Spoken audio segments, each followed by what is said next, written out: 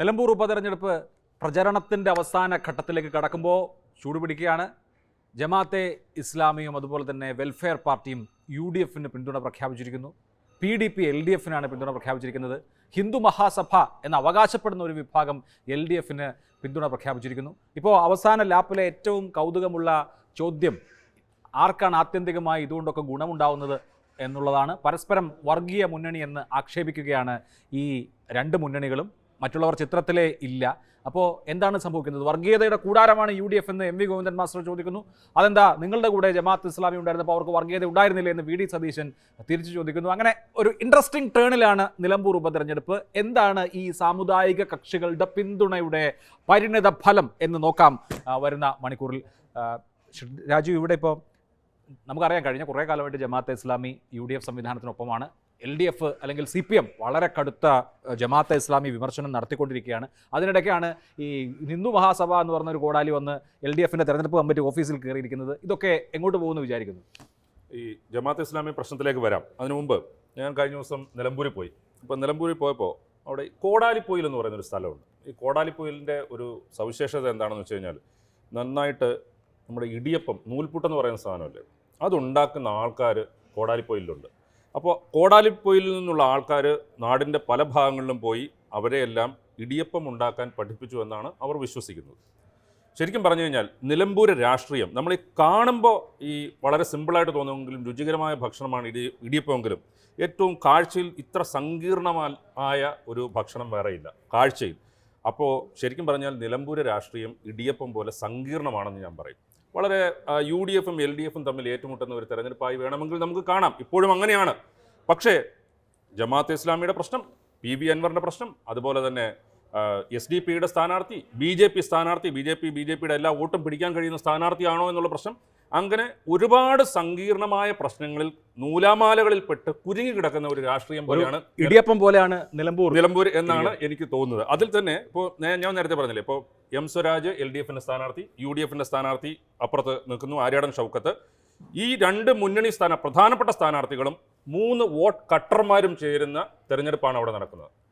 അതിൽ തന്നെ ഇൻട്രസ്റ്റിംഗ് ആയിട്ടുള്ള ഏറ്റവും പ്രധാനപ്പെട്ട കാര്യം, അതിലെ തന്നെ ഏറ്റവും വലിയ വോട്ട് കട്ടറായ PV അൻവറിൻ്റെ ചിഹ്നമാകട്ടെ കത്രികയും. ശരി, അതാണ് ഇപ്പോൾ നിലമ്പൂരിൽ ആരാണ് ജയിക്കുന്നത് എന്ന് ചോദിച്ചാൽ അത് അറിയാനാണല്ലോ തെരഞ്ഞെടുപ്പ് നടത്തുന്നത് എന്ന് ഇപ്പോൾ ഹരികൃഷ്ണന്റെ ഒരു തർക്കുത്തരത്തിൽ പറയുന്നുണ്ട്. എന്ന് പറഞ്ഞതുമാതിരി ഇപ്പോൾ എഡിറ്ററോട് ഇടിയപ്പം കഴിക്കാനാണോ അതോ അവിടുത്തെ കാര്യങ്ങൾ അറിയാനാണോ പോയതെന്ന് നമുക്ക് വേണമെങ്കിൽ ചോദിക്കുന്നില്ല. എന്താണ് മാധു? അതെ, അപ്പോൾ മാധുവിന് എന്താണ് തോന്നുന്നത്? ഇപ്പോഴത്തെ പുതിയ സംഭവ വികാസങ്ങൾ ഈ തൊലിപ്പുറത്തുള്ള ആ ഒരു മഴവെള്ളം വീഴുന്നത് പോലെ അങ്ങ് അവസാനിക്കോ? പാലക്കാട് ഉപതെരഞ്ഞെടുപ്പ് വന്നപ്പോൾ SDP ആയിരുന്നു ഏറ്റവും പ്രധാനപ്പെട്ട വിഷയം. SDP വോട്ടാർക്ക്, പിന്തുണയാർക്ക്, SDP പിന്നീട് നടത്തിയ അവരുടെ വിജയാഘോഷം എങ്ങനെ എന്നൊക്കെയുള്ള ചോദ്യങ്ങൾ ഇപ്പോഴും വരുന്നുണ്ട്. ഇവിടെ ഇപ്പോൾ അത് പീഡിപ്പിക്കപ്പെട്ട PDPയും അതിനൊപ്പം ജമാഅത്ത് ഇസ്ലാമിയും വെൽഫെയർ പാർട്ടിയും ഒക്കെയായി മാറിയിരിക്കുന്നു എന്നുള്ളതാണ്. ഈ തെരഞ്ഞെടുപ്പിലെ ഏറ്റവും ചൂടേറിയ വിഷയം ജമാഅത്ത് വെൽഫെയർ പാർട്ടി പിന്തുണ ആരതിൻ്റെ നേട്ടം കൊയ്തു എന്നത് തന്നെയായിരിക്കും വരും ദിവസങ്ങളിൽ എന്നതിന് സംശയമൊന്നുമില്ല. UDFനെതിരെ എല്ലാ തെരഞ്ഞെടുപ്പ് പ്രചാരണ വേദികളിലും ഇതിനകം തന്നെ ആ ആരോപണം കൃത്യമായി മുന്നോട്ട് വെക്കുന്നുണ്ട്. അതിനിടയിൽ UDFനോട് SYS ചോദിക്കുന്നുണ്ട്, മതരാഷ്ട്രവാദത്തിൽ നിന്ന് ജമാഅത്തെ ഇസ്ലാമി പിൻവാങ്ങിയോ എന്ന് VD സതീശൻ വ്യക്തമാക്കണം എന്നുള്ളത്. അപ്പോൾ ഈ പിന്തുണ കൊണ്ടാണോ നിങ്ങൾ കേരളത്തിൽ പുതിയ രാഷ്ട്രീയം മുന്നോട്ട് വെക്കുന്നത് എന്ന് പരസ്പരം അങ്ങോട്ടും ഇങ്ങോട്ടും ചോദിക്കുന്നുണ്ട്. അതിൽ ഞങ്ങളെ പിന്തുണയ്ക്കുന്നവരൊക്കെ ജനാധിപത്യവാദികൾ, അപ്പുറത്ത് പിന്തുണയ്ക്കുന്നവരെല്ലാം മതരാഷ്ട്രവാദികൾ എന്നുള്ള പുതിയ സമവാക്യം അങ്ങോട്ടും ഇങ്ങോട്ടും പ്രയോഗിക്കുക. ഈ സാമുദായിക രാഷ്ട്രീയത്തിലേക്ക് വരുമ്പോൾ പ്രശ്നം, ഇപ്പോൾ SYSന്റെ മുഖമാസികയായ റിസാലയിൽ ഇന്നലെ ആരാണ് ഒരു പടി മുമ്പിൽ എന്ന ലേഖനത്തിൽ ചോദിക്കുന്ന ഒരു ചോദ്യം, നിങ്ങൾ മതരാഷ്ട്രവാദികളായ സംഘപരിവാറിനെ എതിർക്കുന്നത് മതരാഷ്ട്രവാദികളായ ജമാഅത്തെ ഇസ്ലാമിയെ കൂടെ കൂട്ടിയാണോ? ഇന്നിപ്പോൾ റഹ്മത്തുള്ള സഖാഫി ആ ചോദ്യം വീണ്ടും ഉന്നയിച്ചു, SYS ചോദിച്ചു. അപ്പോൾ നമുക്കറിയാം, കാന്തപുരം വിഭാഗം അതല്ലെങ്കിൽ സമസ്ത കേരള ജമിയത്തുൽ ഉലമയുടെ ഒരു വിഭാഗം എന്ന് പറയുന്നത് LDFന് അനുഗുണമായ സമീപനം പല ഘട്ടങ്ങളിൽ എടുക്കുന്ന ഒരു വിഭാഗമാണ്. അപ്പോൾ ജമാഅത്തെ ഇസ്ലാമിയുമായി പരസ്യ ബാന്ധവം ഉണ്ടാക്കിയാൽ അത് വേറെ തരത്തിലുള്ള ഉൾപ്പിരിവുകൾക്ക് കാരണമാകാം. ഒരുപക്ഷെ ഏകീകൃതമായി അല്ലെങ്കിൽ കോർഡിനേറ്റഡായി അപ്പുറത്ത് വോട്ട് കേന്ദ്രീകരിക്കുന്നതിന് ഇടയാക്കാമെന്നൊരു കൺഫ്യൂഷൻ കോൺഗ്രസിന് ഉണ്ടാക്കാം. രമേശ് ചെന്നിത്തല വന്ന് പറയുന്ന ഒരു കാര്യം എന്ന് പറയുന്നത്, മുഖ്യമന്ത്രി നേരിട്ട് ജമാഅത്തെ ഇസ്ലാമിയുമായി ചർച്ച നടത്തിയിട്ടുണ്ട്, അന്ന് നിങ്ങൾക്ക് ഈ തിരിച്ചറിവ് ഉണ്ടായിരുന്നില്ലേ എന്നുള്ളതാണ്. രമേശ് ചെന്നിത്തല അങ്ങനെ ചോദിക്കുമ്പോൾ ഒരു പ്രശ്നം എന്താണെന്ന് അറിയോ മാധു? മുഖ്യമന്ത്രി, അതായത് പിണറായി വിജയൻ മുമ്പ് ജമാഅത്തെ ഇസ്ലാമിയുമായി ചർച്ച നടത്തിയിട്ടുണ്ട്. രമേശ് ചെന്നിത്തല കേരളത്തിന്റെ ആഭ്യന്തരമന്ത്രി ആയിരുന്നത് നമുക്കറിയാം കഴിഞ്ഞ സർക്കാരിൻ്റെ കാലത്താണ്. രമേശ് ചെന്നിത്തല ആഭ്യന്തരമന്ത്രി ആയിരിക്കുമ്പോൾ 2014 ജനുവരി മാസം 18-ാം തീയതി അന്നത്തെ UDF സർക്കാർ കേരള ഹൈക്കോടതിയിൽ ഒരു സത്യവാങ്മൂലം കൊടുത്തിട്ടുണ്ട്. ആ സത്യവാങ്മൂലത്തിൽ പറയുന്നത് ജമാഅത്തെ ഇസ്ലാമി ഭരണഘടനയ്ക്ക് അനുഗുണമായ സമീപനം സ്വീകരിക്കുന്ന ഒരു വിഭാഗമല്ല അല്ലെങ്കിൽ ഒരു കക്ഷിയല്ല എന്നും ദേശീയ ഐക്യത്തിന് എതിരായ നിലപാടുകൾ സ്വീകരിക്കുന്ന ഒരു വിഭാഗമാണ്. അങ്ങനെയുള്ള കാര്യങ്ങൾ ഞങ്ങൾ സസൂക്ഷ്മമായി നിരീക്ഷിച്ചു വരികയാണ്. ഇവരുടെ ചില പ്രസിദ്ധീകരണങ്ങൾ 14 ബുക്കുകളോളം നിരോധിക്കുന്ന കാര്യം പരിശോധിക്കുന്നു തുടങ്ങിയ കാര്യങ്ങളാണ്. അതായത് ജമാഅത്തെ ഇസ്ലാമി ദേശീയ താല്പര്യത്തിനും ഭരണഘടനയ്ക്കും വിരുദ്ധമായ സമീപനം സ്വീകരിക്കുന്ന സംഘടനയാണ് എന്ന് അഫിഡവിറ്റ് കൊടുത്തത് രമേശ് ചെന്നിത്തല. സതീശൻ പറഞ്ഞു ജമാഅത്തെ ഇസ്ലാമി പഴയ കാഴ്ചപ്പാടുകളിൽ നിന്ന് മാറി. അപ്പോൾ 2014 UDF കേരള ഹൈക്കോടതിയിൽ കൊടുത്തിട്ടുള്ള അഫിഡവിറ്റിൽ പറഞ്ഞിരിക്കുന്ന ആ പരിസരങ്ങളിൽ നിന്ന് മാറിയെന്നാണോ, രാഷ്ട്രീയമായി അവർ ഞങ്ങളെ ഒരു കാലഘട്ടത്തിൽ രാജ്യവിരുദ്ധത എന്ന് പറയുന്ന നിലപാട് സ്വീകരിച്ച് 10 വർഷം കൊണ്ട് അങ്ങനെ ജ്ഞാനസ്നാനപ്പെട്ട് ഇപ്പുറത്ത് മാറാൻ കഴിയുന്ന നമ്മൾ അതിനകത്ത് കാണേണ്ട ഒരു കാര്യം, ജമാഅത്തെ ഇസ്ലാമി അതിനുശേഷം ഇപ്പോൾ ഈ UDFന്റെ കാലത്ത് ഈ കൊടുത്ത സത്യവാങ്മൂലത്തിനെ ബേസ് ചെയ്തിരിക്കുന്നത് ജമാഅത്തെ ഇസ്ലാമിയുടെ 1957 ഭരണഘടനയാണ്. ആ ഭരണഘടന പിന്നീട് മാറി 2023 അത് മലയാളത്തിൽ പ്രസിദ്ധീകൃതമായത്. അതനുസരിച്ച് ഇപ്പോൾ എന്തുകൊണ്ട് ഈ പറഞ്ഞ കാര്യങ്ങളൊക്കെ, അതായത് ആദ്യഘട്ടത്തിൽ ജമാഅത്തെ ഇസ്ലാമിയുടെ തുടക്ക കാലഘട്ടങ്ങളിൽ അവർ ദൈവികമായ വ്യവസ്ഥയിലല്ലാതെ ഒരു സ്ഥാനവും വഹിക്കരുത് എന്ന് അണികളോട് നിഷ്കർഷിച്ചിരുന്നു. അതായത് സർക്കാർ ജോലിക്ക് പോകാൻ പാടില്ല, തെരഞ്ഞെടുപ്പിൽ മത്സരിക്കാൻ പാടില്ല, ജഡ്ജിമാരാകാൻ പാടില്ല തുടങ്ങിയ നിഷ്കർഷകൾ ഉണ്ടായിരുന്നു. കോടതിയിൽ കേസിന് പോകാൻ പാടില്ല. ഇതൊക്കെ മാറ്റി എന്ന് പറഞ്ഞാൽ UDF കാലത്തെ എന്താണോ ജമാഅത്തെ ഇസ്ലാമിയുടെ കുഴപ്പമായി സത്യവാങ്മൂലമായി പറഞ്ഞിരുന്ന കാര്യം പിന്നീട് ഭരണഘടന ഭേദഗതി ചെയ്ത് മാറ്റിയിട്ടുണ്ട്. അല്ല, ഈ കോൺഗ്രസ് ആണ് വിശദീകരിക്കേണ്ടത്. അതായത് 2014 നിന്ന് 2025 എത്തുമ്പോൾ മാറി എന്ന് പറയുന്നുണ്ടല്ലോ. എന്താണ് മാറ്റം? മാറ്റിയോ? അതാണോ? അതായത് ഈ ഭരണഘടന ഭേദഗതി ചെയ്തതാണോ വേണ്ടയോ എന്ന നിലപാടിൽ അതിന് ആധാരമായത് എന്താണ് എന്ന് കോൺഗ്രസ്, അതായത് ഈ ഭരണഘടനാ മാറ്റം കൊണ്ടാണോ? അപ്പോൾ സതീശനാണല്ലോ പറഞ്ഞത് അവർ മതരാഷ്ട്രവാദം ഉപേക്ഷിച്ച് മെച്ചപ്പെട്ടു എന്നുള്ളത്. അപ്പോൾ അവർ സ്വീകരിക്കുന്ന പൊളിറ്റിക്കൽ ആയിട്ടുള്ള നിലപാടുകളിൽ മാറ്റം വന്നു എന്നാണോ, അതായത് ഭരണഘടന മാറ്റി എന്നുള്ളതാണോ, ഏതാണ് മാറ്റം എന്ന് സ്വാഭാവികമായിട്ട് കോൺഗ്രസ് ആണല്ലോ വിശദീകരിക്കേണ്ടത്. ആ കാര്യത്തിൽ എന്താണ് തോന്നുന്നത്? ജമാഅത്തെ ഇസ്ലാമിയുടെ കാര്യം ഇപ്പോൾ അഭിലാഷിന് വളരെ എന്നേക്കാൾ കൂടുതൽ ഇതുമായിട്ട് ബന്ധപ്പെട്ട കാര്യങ്ങൾ അറിയാം. ഇപ്പോൾ ജമാഅത്തെ ഇസ്ലാമിയുടെ പിന്തുണയുമായി ബന്ധപ്പെട്ട് അവർ പറയുന്ന കാര്യം ഒരുപക്ഷെ UDF ആവശ്യപ്പെട്ടാലും ഇല്ലെങ്കിലും LDF ആവശ്യപ്പെട്ടാലും ഇല്ലെങ്കിലും ജമാഅത്തെ ഇസ്ലാമി തെരഞ്ഞെടുപ്പുമായിട്ട് ബന്ധപ്പെട്ട് അവരുടെ ഒരു പിന്തുണ ആർക്ക് എന്നുള്ളത് അറിയിക്കുകയും അത് വലിയ വാർത്തയാവുകയും ചെയ്യുന്നു. ജമാഅത്തെ ഇസ്ലാമിക്ക് ശരിക്കും പറഞ്ഞു കഴിഞ്ഞാൽ കേരളത്തിലെ സാഹചര്യത്തിൽ അവർ പ്രതീക്ഷിക്കുന്നത് അതുതന്നെയാണ്. അവർക്ക് സമൂഹത്തിൽ വലിയ രീതിയിലുള്ള പ്രാധാന്യം കിട്ടുക, അവർ മുന്നോട്ട് വയ്ക്കുന്ന കാര്യങ്ങൾക്ക് വലിയ പ്രാധാന്യം കിട്ടുക എന്നുള്ള വലിയ ഒരു കാര്യം ജമാഅത്തെ ഇസ്ലാമിയുടെ ലക്ഷ്യം തന്നെയാണ്. പിന്നെ അവരുടെ മുൻപുള്ള നിലപാടുകൾ മാറ്റിയോ ഇല്ലയോ എന്നുള്ള പ്രശ്നം. അവർ ഇപ്പോൾ അവകാശപ്പെടുന്നത് പല കാര്യങ്ങളിലും അവർ ഇപ്പോഴത്തെ ജനാധിപത്യ സംവിധാനവുമായി ചേർന്നും തെരഞ്ഞെടുപ്പിൽ വെൽഫെയർ പാർട്ടി ഉണ്ടാക്കി തെരഞ്ഞെടുപ്പിൽ മത്സരിക്കുന്നതും അങ്ങനെയുള്ള കാര്യങ്ങളിൽ മാറ്റം വരുത്തിയിട്ടുണ്ടാകാം. പക്ഷേ ജമാഅത്തെ ഇസ്ലാമിയുടെ നിലപാടുകളെ, അവരുടെ അടിസ്ഥാന പ്രമാണങ്ങളെ നമ്മുടെ സമൂഹത്തിൽ തന്നെ മറ്റൊരു വിഭാഗം എങ്ങനെ കാണുന്നു എന്നുള്ളതൊരു പ്രശ്നമാണ്. പണ്ട് ജമാഅത്തെ ഇസ്ലാമി LDFന് പിന്തുണ കൊടുത്തിരുന്നു, സത്യമാണ്. പക്ഷേ അന്നത്തുള്ളതുപോലെയുള്ള വ്യാഖ്യാനങ്ങളാണോ ജമാഅത്തെ ഇസ്ലാമിക്കും അവരുടെ രാഷ്ട്രീയത്തിനും ഇന്ന് നമ്മുടെ സമൂഹത്തിലുള്ളത്?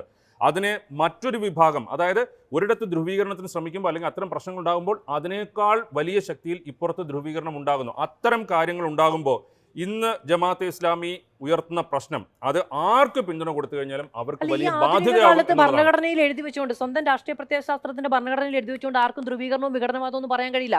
അവരത് മാറ്റിയിട്ടുണ്ട്. ഇതെല്ലാം ഒളിച്ചുകടത്തലാണല്ലോ പിന്നീട് സംഭവിക്കുന്നത്. അല്ലാതെ നേരത്തെ പറഞ്ഞതുപോലെ ഭരണഘടനയിൽ ഞങ്ങൾ വിഘടനവാദത്തിനും ഞങ്ങൾ ധ്രുവീകരണത്തിനും വേണ്ടി ശ്രമിക്കും, ഞങ്ങൾ ഈ മതപരമായ കാര്യങ്ങൾ മാത്രമേ ഇവിടെ നിലനിൽക്കുകയുള്ളൂ എന്ന് പറഞ്ഞുകൊണ്ട് നിലനിൽക്കാൻ കഴിയില്ല. അപ്പോൾ ഒരു കാലഘട്ടത്തിൽ ഒളിച്ചു കടത്തിയിരുന്ന അതേ ആശയങ്ങൾ പുതിയ മുഖമെടുത്താണ്. അവിടെയുള്ള ഒരു പ്രശ്നം എന്ന് പറഞ്ഞാൽ ഇപ്പോൾ ജമാഅത്തെ ഇസ്ലാമി അവരുടെ മുൻ നിലപാട്, അതായത് മതരാഷ്ട്രം എന്ന ഹുക്കുമത്തെ ഇലാഹി എന്നുള്ളത് ഇഖാമത്ത് ദീനിലേക്ക് മാറ്റി എന്നുള്ളത് 70കളിൽ മാറ്റിയ ഒരു കാര്യമാണ്. നമുക്ക് 1996 നിയമസഭാ തെരഞ്ഞെടുപ്പിൽ ജമാഅത്തെ ഇസ്ലാമി LDFനെ പിന്തുണച്ചു. അന്ന് ദേശാഭിമാനി ഈ നീക്കത്തിനെ ജമാഅത്തെ ഇസ്ലാമിയെ സ്വാഗതം ചെയ്തുകൊണ്ട് എഡിറ്റോറിയൽ എഴുതി. ഒന്നാമത്തെ കാര്യം.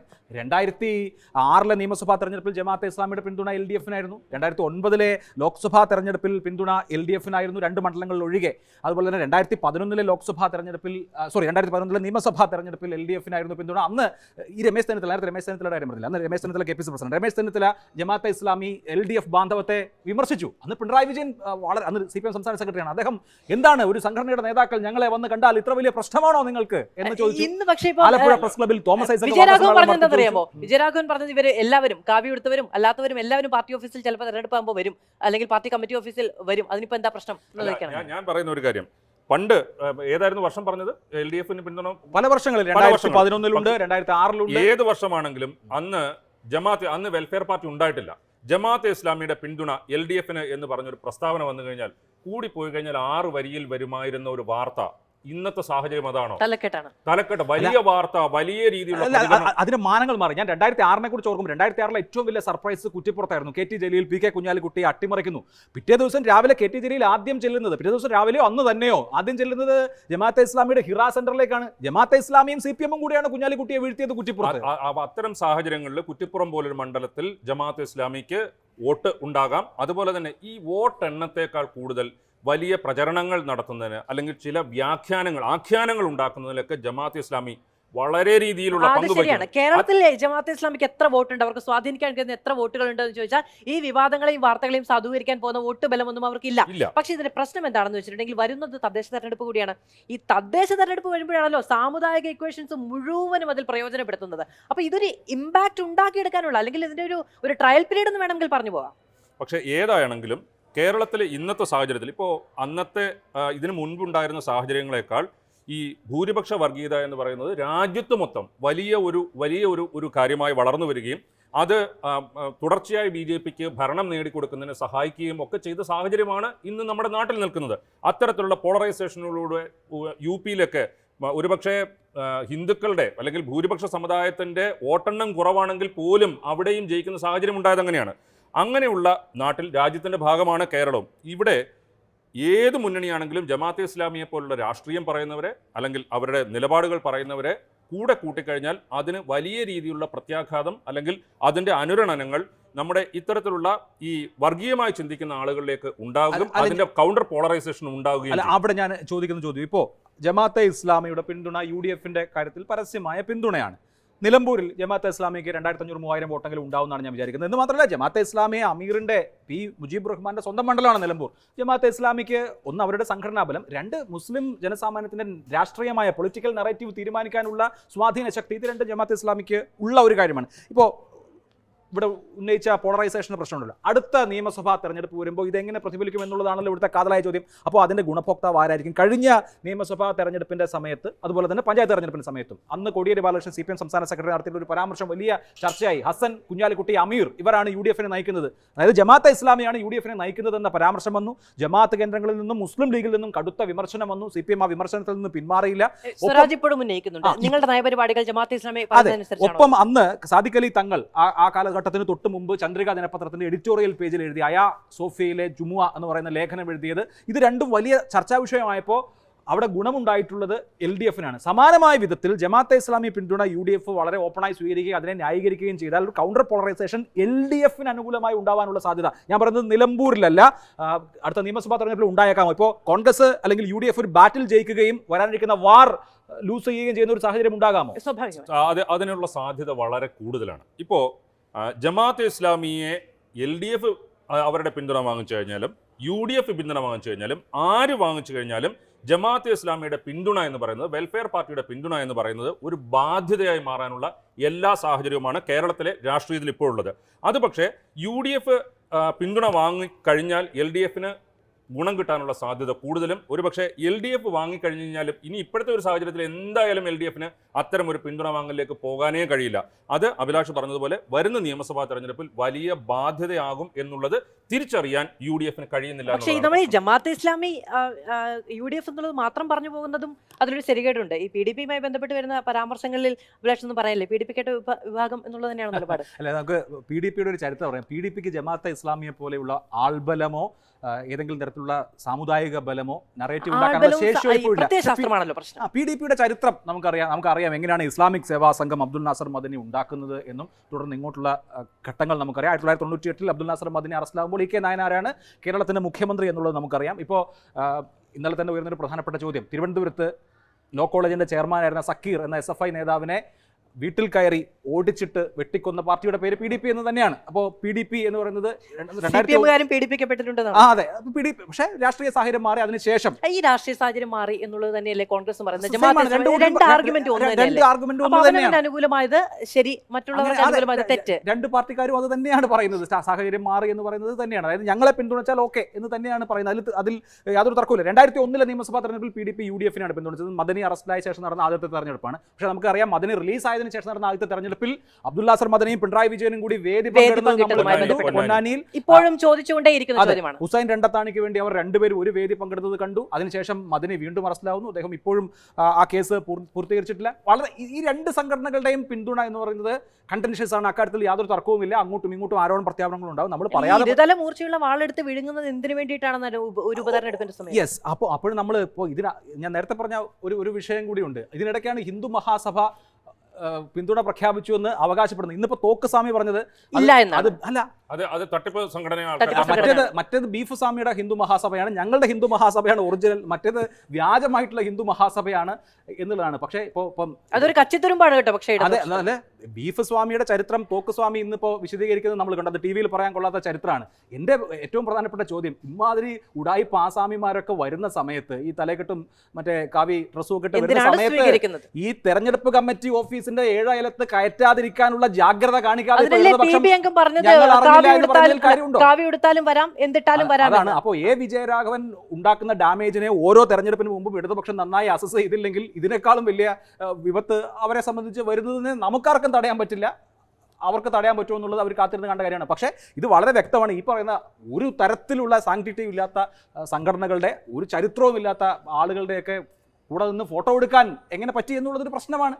പഴയ ഫോട്ടോകളും പുറത്തു വരുന്നുണ്ട്. അല്ല, ഇപ്പോൾ ഈ നിലമ്പൂർ തെരഞ്ഞെടുപ്പ് ഏതായാലും ഇത്തരത്തിലുള്ള ഹിന്ദു മഹാസഭ അത് ഒറിജിനൽ ആണെങ്കിലും അത് വ്യാജമാണെങ്കിലും അതുപോലെ തന്നെ ജമാഅത്തെ ഇസ്ലാമി, PDP ഇവർക്കൊക്കെ സമൂഹത്തിൽ ആവശ്യത്തിൽ അധികമുള്ള പ്രാധാന്യം, രാഷ്ട്രീയത്തിൽ ഉള്ളതിനേക്കാൾ വലിയ സ്വാധീനം ഉണ്ടെന്ന് വരുത്താൻ അവർക്കൊക്കെ അങ്ങനെ കാണിക്കാനുള്ള ഒരു അവസരമാണ് ഉണ്ടാകുന്നത്. അല്ലെങ്കിൽ ഹിന്ദു മഹാസഭ അതിൽ ഇങ്ങനെ ഒരു സ്വാമി വന്ന് ഇത് വാർത്താ സമ്മേളനം നടത്തുന്നു, അത് വാർത്തയാകുന്നു, അതിനെ തുടർന്ന് വിവാദമുണ്ടാകുന്നു. ഇവരൊക്കെ എവിടെയായിരുന്നു? ഇവരൊക്കെ രാഷ്ട്രീയത്തിലാണെങ്കിലും ഈ വിഭാഗം, അല്ലെങ്കിൽ ഇതിപ്പോൾ യഥാർത്ഥത്തിലുള്ള ആളുകൾ പറയുന്നു എന്ന് അവകാശപ്പെടുന്നവർ പറയുന്നു അവർ യഥാർത്ഥത്തിലുള്ള ആൾക്കാരല്ല എന്ന് പറയുന്നു. ഇങ്ങനെയുള്ളവർക്കൊക്കെ നമ്മൾ ഇത്രയും വലിയ വാർത്താ പ്രാധാന്യം ഉണ്ടാകുന്ന രീതിയിൽ ഇവർക്കൊക്കെ ഇടപെടാനുള്ള ഒരു അവസരം കൂടി ഉണ്ടാക്കുന്നത് ഗൗരവപരമായ ചർച്ചയാണ്. ഒപ്പം ഇന്നിപ്പോൾ ഹിമവൽ ഭദ്രാനന്ദയുടെ തോക്കുസ്വാമിയുടെ വാർത്താ സമ്മേളനത്തിൽ ഒരു വാചകം കൂടിയുണ്ട്. സ്വരാജ് അയ്യപ്പ വിശ്വാസികളെയും ഹിന്ദു വിശ്വാസികളെ അപമാനിച്ച ആളാണ്. സനാതനികൾക്ക് ഒരിക്കലും സ്വരാജ് സ്വീകാര്യനല്ല. അതേസമയം ഷൗക്കത്തിൻ്റെ പിതാവ് ആര്യാടൻ മുഹമ്മദ്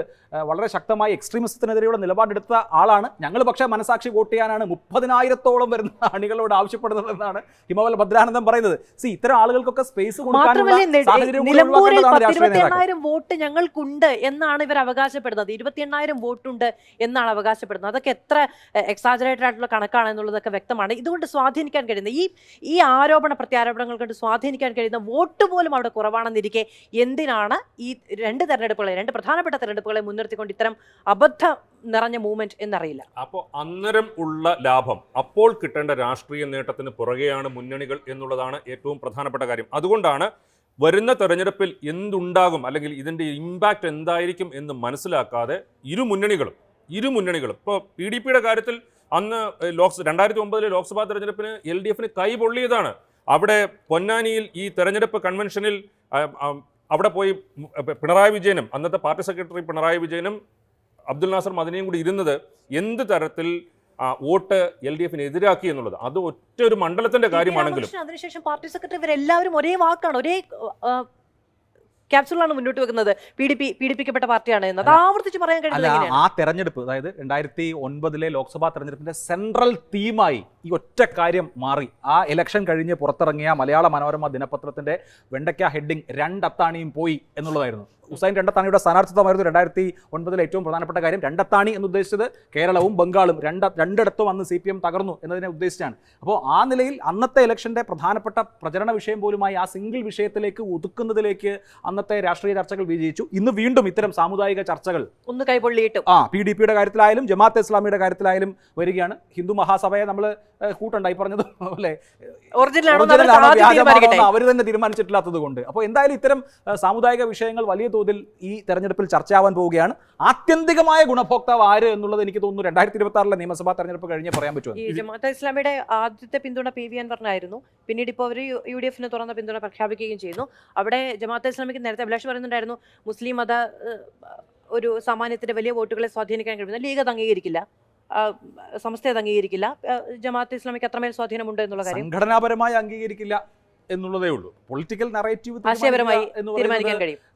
അല്ല, ആശയപരമായി എല്ലാം രണ്ട് പാത്രങ്ങളിലുള്ളവരാണ്, അല്ലെങ്കിൽ രണ്ട് വ്യത്യസ്ത നിലപാടുകളിലുള്ളവരാണ്. ലീഗും ജമാഅത്തെ ഇസ്ലാമിയും തമ്മിൽ വലിയ തോതിലുള്ള ആശയ സംഘർഷങ്ങൾ ഉണ്ടായിട്ടുണ്ട്. സമസ്തയും ജമാഅത്തെ ഇസ്ലാമിയും തമ്മിൽ ഇപ്പോഴും ഉണ്ട്. ഇവരെ പുത്തൻവാദികളായിട്ടാണ് കാണുന്നത്, പരിഷ്കരണവാദികളായിട്ടാണ്, സാമ്പ്രദായിക രീതികളാണ് സമസ്ത പിന്തുടരുന്നത്. ആ ആശയപരമായ തർക്കവും തർക്കവിതർക്കങ്ങളും ഒക്കെ വളരെ കലുഷിതമായി തന്നെ തുടരും. അതിലൊന്നും ഒരു മാറ്റവും വരില്ല. ഇതിപ്പോൾ വോട്ടിൻ്റെ വിഷയമല്ലേ, പൊളിറ്റിക്കൽ വിഷയത്തിൽ നമ്മുടെ പുതിയ രാഷ്ട്രീയ സാഹചര്യത്തിൽ മുസ്ലിം ജനസാമാന്യത്തിന്റെ രാഷ്ട്രീയ നിലപാടുകൾ തീരുമാനിക്കുന്നതിലെ ഒരു സ്വാധീന ഘടകമാണ് ജമാഅത്തെ ഇസ്ലാമി കൂടിയാണെന്നുള്ളത് നമ്മൾ അംഗീകരിക്കേണ്ടി വരും. ഇല്ല, നിലമ്പൂർ ഉപതെരഞ്ഞെടുപ്പിന്റെ കാര്യത്തിൽ ഒരു കാര്യം ഞാൻ വ്യക്തമായിട്ട് പറയാം. ഇപ്പോൾ ആ നാട്ടിലെ ആളുകൾ ഇത്രയും രീതിയിൽ ഓരോ കള്ളിയിലേക്ക് പെടുന്ന രീതിയിൽ ആളുകൾ മാറി ചിന്തിക്കുന്നുണ്ടോ എന്നുള്ളത് നമുക്കറിയില്ല. അവിടെ പ്രധാനമായും മത്സരം നടക്കുന്നത് UDF-ഉം LDF-ഉം തമ്മിൽ തന്നെയാണ്. അതിനകത്ത് ചില അടിയൊഴുക്കുകൾ ഉണ്ടാക്കാൻ പറ്റുന്ന ചില ഘടകങ്ങളുണ്ട്. പക്ഷേ ഈ ജമാഅത്തെ ഇസ്ലാമിയുടെ പ്രശ്നമാണെങ്കിലും PDPയുടെ പ്രശ്നമാണെങ്കിലും ഹിന്ദു മഹാസഭ LDF-ന് അതിൽ ഒരു വിഭാഗം, അത് യഥാർത്ഥത്തിലുള്ളതാണോ എന്താണോ നമുക്കറിയില്ല, അങ്ങനെയുള്ള ഒരു വിഭാഗം വന്ന് LDF-ന് പിന്തുണ കൊടുത്തതാണെങ്കിലും ഇതിൻ്റെ എല്ലാം ഇമ്പാക്റ്റ്, അല്ലെങ്കിൽ ഇത് ഇനി തുടർചലനങ്ങൾ വരുന്ന തദ്ദേശ തെരഞ്ഞെടുപ്പിലും അതിനേക്കാൾ കൂടുതൽ നിയമസഭാ തെരഞ്ഞെടുപ്പിലും തന്നെയായിരിക്കും ഉണ്ടാവുക. പാലക്കാട് ഇതിനേക്കാൾ വലിയ വർഗീയ കാർഡുകളൊക്കെ നമ്മൾ കണ്ടു. അതൊക്കെ കരിമ്പനയ്ക്ക് മുകളിൽ ആണി വെച്ചടിച്ചിട്ടുണ്ട്. വോട്ട് പെട്ടിയിൽ വീണപ്പോൾ ജനങ്ങൾ എന്നുള്ളിടത്താണ് പ്രതീക്ഷ. എന്തായാലും നമുക്ക് കാത്തിരിക്കാം. എന്തായാലും ഇപ്പോൾ ഹിന്ദു മഹാസഭ ഒരിക്കൽ കൂടി ചർച്ചകൾ നിറയുമ്പോൾ ഒരു ചരിത്രപരമായ വസ്തുതകൾ, ഹിന്ദു മഹാസഭ സ്ഥാപിച്ചിട്ടുള്ളത് 4 തവണ കോൺഗ്രസിൻ്റെ പ്രസിഡന്റായിട്ടുള്ള മദൻ മോഹൻ മാളവ്യയാണ്. ഹിന്ദു മഹാസഭയുടെ പ്രസിഡന്റായിരുന്ന NC ചാറ്റർജി 1952 ഹിന്ദു മഹാസഭ ടിക്കറ്റിൽ ലോക്സഭയിലേക്ക് എത്തിയ ആളാണ്. അദ്ദേഹം പിന്നീട് 10 കൊല്ലം കഴിഞ്ഞ് ഇടതുമുന്നണി പിന്തുണയോടെ 2 തവണ ജയിച്ച് MP ആയി. അദ്ദേഹത്തിൻ്റെ മകനാണ് സോമനാഥ് ചാറ്റർജി. അപ്പോൾ ഹിന്ദു മഹാസഭയുടെ ചരിത്രം തിരഞ്ഞു പോയാൽ കോൺഗ്രസിനും കമ്മ്യൂണിസ്റ്റുകാർക്ക് രണ്ട് കൂട്ടർക്കും ചില പഴയ ചരിത്രങ്ങൾ ഓർത്തെടുക്കാനുണ്ടാവും. എന്തായാലും നിലമ്പൂരുകാർ പുതിയ ചരിത്രം എഴുതുമോ എന്നുള്ളത് കാത്തിരുന്ന് കാണാം.